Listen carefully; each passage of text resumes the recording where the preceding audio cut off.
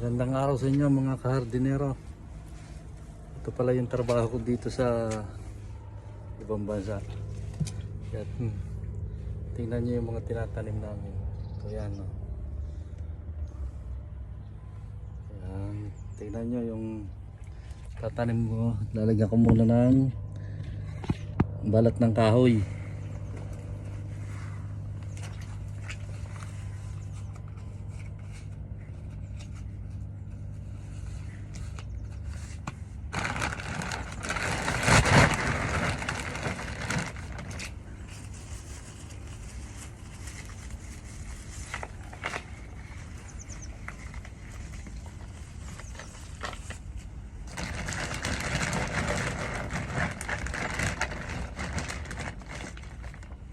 Ito yung balat ng kahoy.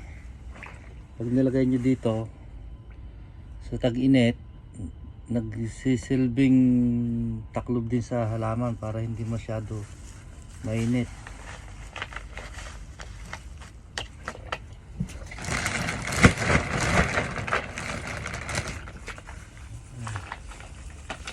Makikita nyo yan.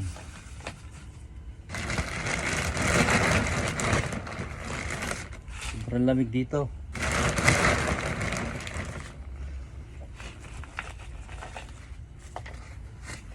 Tayo mamaya na uli.